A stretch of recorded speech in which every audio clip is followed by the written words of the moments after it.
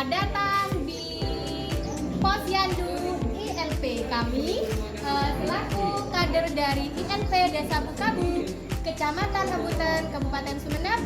Yuk kita akan intip bagaimana sih layanan dari ILP atau Intensitas Layanan Terpadu. Nah, ini adalah langkah 1, di mana langkah 1 ini merupakan tempat pendaftaran para semua sasaran yang hadir di ILP.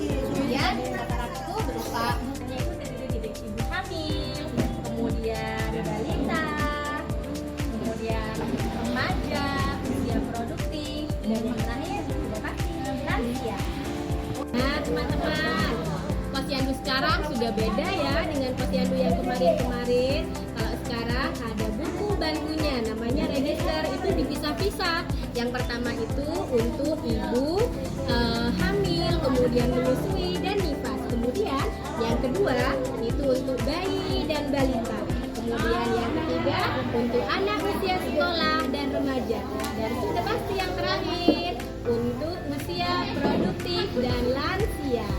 Nah, sekarang kita lanjut ke langkah 2. Di langkah ini adalah tempat penimbangan, kemudian pengukuran berat badan. Nah, seperti yang kita lihat, kita sudah menimbang. Di langkah 2 ini bukan hanya balita loh ya sama lansia yang mendapatkan pelayanan, tapi juga usia produktif melakukan pelayanan. Nah, di langkah 2 ini kita bukan hanya melakukan pengukuran lingkar perut, tapi juga kita melakukan pelayanan tensi darah, mulai dari usia remaja sampai usia lansia.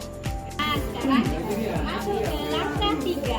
Di langkah 3 ini merupakan tempat pencatatan dari hasil yang sebelumnya, yaitu pengukuran, kemudian penimbangan berat badan. Nah, di langkah 3 ini merupakan kerjaan yang sangat gimana ya, jadi kita itu kayaknya jadi detektif kesehatan gitu. Jadi kita bisa tahu tumbuh kembang si bayi. Oke. Selanjutnya ini adalah langkah keempat, di mana di langkah keempat ini merupakan pelayanan kesehatan. Nah, seperti yang sudah kita lihat ya, jadi ibu ini mendapatkan pelayanan untuk cek gula darah.